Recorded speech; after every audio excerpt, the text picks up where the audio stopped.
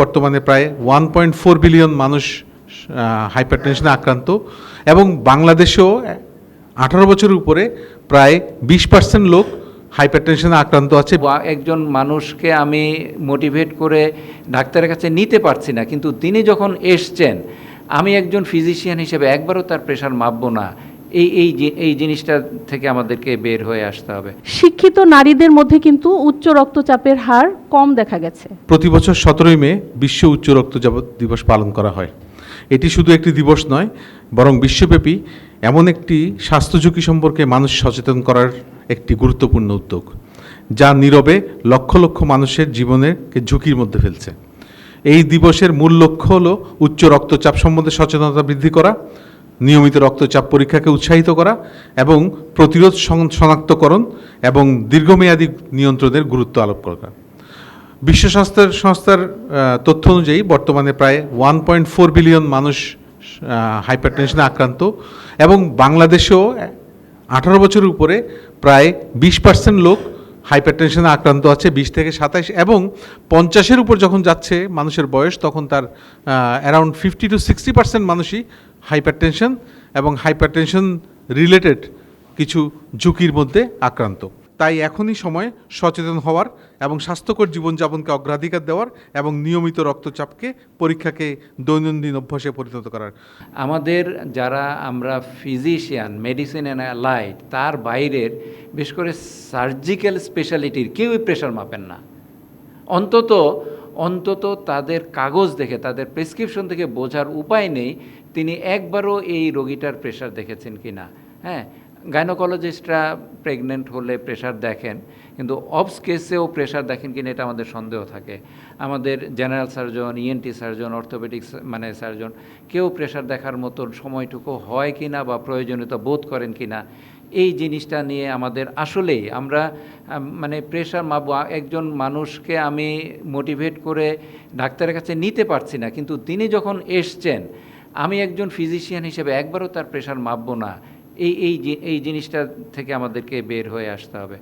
এবং এই প্রেশার মাপার অনেক ফ্যালাসির মধ্যে masked hypertension, white coat hypertension, সেই জিনিসগুলো যেন আমাদের অ্যাড্রেসে থাকে।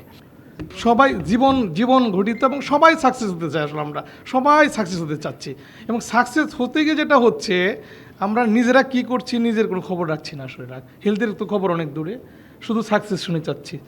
কর্পোরেট জবের কথা চিন্তা করেন, আপনি একজন এডিটর, আপনি জানেন কত বড় সাকসেস স্ট্রেসে থাকেন এটা নিয়ে। তাহলে এখানে কতগুলো কমন স্ট্রেসর আছে আমাদের যেগুলো আলোচনায় চলে আসছে। দ্যাট মিনস একটা হলো কেরিয়ার প্রেশার, যেটা সবার মধ্যে আছে, যেটা আমি ক্লাস 5 থেকে শুরু করে আপনি আপার লেভেল যত পর্যন্ত যান, কেরিয়ার প্রেশার, যেটা আপনার অফিস যে আপনি এডিটর, আপনারও চিফ এডিটর হতে যাবেন, আপনার সে হতে যাবে, তার একটা কেরিয়ার প্রেশার থাকবে। সেকেন্ড হলো ফাইন্যান্সিয়াল স্ট্রেস, যেটা আমি বলতেছিলাম রিক্সা চালকের কথা, আমারও আছে স্ট্রেস, আমি একটা অ্যাপার্টমেন্ট কিনতে পারবো কিনা। আবার আরেকজনের স্ট্রেস হলো যে আমি গুলশানি কিনতে পারবো কিনা। সো এই স্ট্রেস শেষ হবে না আসলে আপনার। অথচ আমরা সবাই 40 আপ, তাহলে আমরা নিজেরাই তো সচেতন না। আপনি কাকে সচেতন করবেন? আমি নিজেই তো করছি না এটা, তাই না? তাহলে আমাদের দেখেন সচেতনতাটা কোথায় আছে। আমি নিজে আমার সম্পর্কে আমি সচেতন না, অতএব আমি কাকে সচেতন করব? খাবারের মধ্যে যদি দেখি আমি এই যেটা বার্গার বলি, পিৎজা বলি, আজকে সকালে কিনবেন, কালকে আপনি ফ্রিজে রেখে দিতে ভুলে গেছেন, খাওয়া হয়নি, কিন্তু পরের দিনও দেখবেন যেটা দিস ইজ অ্যাবসলিউটলি ইনট্যাক্ট। সকালবেলা আপনি একটু গরুর মাংস, খাসির মাংস রান্না করে রাখবেন, সন্ধ্যার সময় যদি না তুলতে ফ্রিজে তুলে ভুলে যান, খাবারটা নষ্ট হয়ে যাচ্ছে। তাহলে প্রবলেমটা কোথায়? প্রবলেমটা হচ্ছে ওই যে ফাস্টফুডের জন্য যে একটা চর্বিযুক্ত খাবার তৈরি করা হয়, this is trans fatty acid. Trans fatty acid হচ্ছে ভেজিটেবল অয়েলটাকে কনভার্ট করে একটা ফ্যাটে তৈরি করা। দিস ইজ 1000 টাইমস ওর্স দেন দি আমার বলবো যে ন্যাচারাল ফ্যাট। তার গরুর মাংস, খাসির মাংস খাবারের যে তেল যতটা ক্ষতিকারক, এই ফ্যাটগুলো তার থেকে বেশি ক্ষতিকারক। Why obesity cause hypertension? কারণ ওবেসিটি যখন হয় তখন হার্টের উপরে প্রেশার পড়ে যাচ্ছে। Not only this, obesity is আমরা ধরে নিই একটা ডিজিজ। এই ডিজিজটা কি? একটা অক্সিডেটিভ স্ট্রেস বডিতে তৈরি করে দেয়। যখন অক্সিডেটিভ স্ট্রেস তৈরি করে দেয়, ব্লাড ভেসেলের মধ্যে অ্যাথেরোস্ক্লেরোটিক চেঞ্জগুলো আসে, যেগুলো আলটিমেটলি হাইপারটেনশন থেকে শুরু করে হৃদরোগ, কিডনি রোগ সব কিছুর পরিমাণটাকে বাড়িয়ে দিচ্ছে।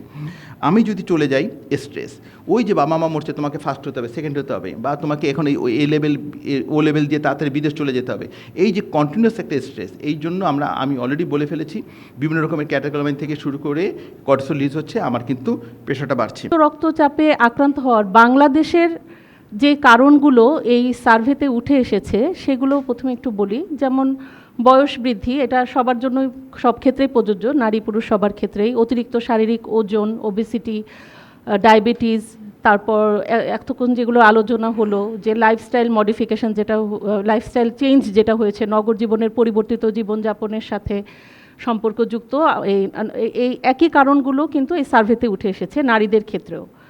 তবে দুইটা ইন্টারেস্টিং তথ্য এখানে এসেছে। একটা হচ্ছে যে শিক্ষিত নারীদের মধ্যে কিন্তু উচ্চ রক্তচাপের হার কম দেখা গেছে। আরেকটা তথ্য যেটা এসেছে সেটা হচ্ছে যে যেসব মায়েরা শিশুদের স্তনদান করেন, ব্রেস্ট ফিডিং মাদারদের কিন্তু উচ্চ রক্তচাপের হার কম ছিল। সোশ্যাল রেসপন্সিবিলিটিসের জায়গা থেকে অপসনিন কী করতেছে এইটা আমার কলিগ বেশ অনেকটাই শেয়ার করে গিয়েছে। আমি জাস্ট কোম্পানি হিসাবে হলো আমরা কী করতেছি দু একটা কথা একটু বলতে চাই, যেহেতু সুযোগ পেয়ে গেছি।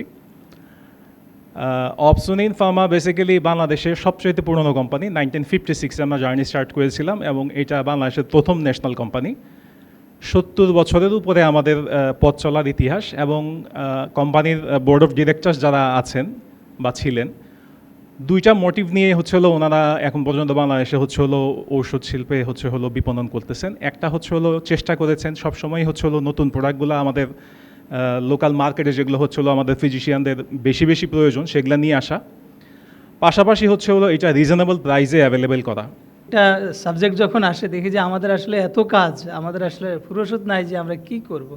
কিন্তু আমাদের যখন সাংবাদিকতায় আসলাম তখন মনে করলাম যে আমরাই পৃথিবীর সবচেয়ে বেশি কাজ করব আর বাকিরা আরামে থাকবে। এরপরে যখন ডাক্তারদের কাছে যাই তখন দেখি যে ওনারা সকাল 6টায় শুরু করে রাত 2টায় শেষ করে। এবং যদি আপনি ব্যারিস্টারদের কাছে যান, উকিলদের কাছে যান, ভালো উকিল চেম্বারে ঘুমায়, 2-3 রাত বাসায় যায় না, একের পর এক কেসের ডেট আছে, ভালো উকিল। তাহলে আসলে এটা একটা বিরাট রেসের মধ্যে আমরা পড়ে গেছি। এটার একটা সামগ্রিকভাবে আমাদের একটা সিস্টেমের ফল্ট। এই সিস্টেমটাকে কীভাবে রাষ্ট্র সমাজ মিলে ডেভেলপ করবে সেটার জন্য আগে বাঁচতে হবে। তো আমরা মাহমুদুল হক ভাইকে আমন্ত্রণ জানাই, সংক্ষেপে উনি থ্যাঙ্কস জানাবে। আর আমার দিক থেকে, সমকালের দিক থেকে সবার প্রতি আবারও কৃতজ্ঞতা।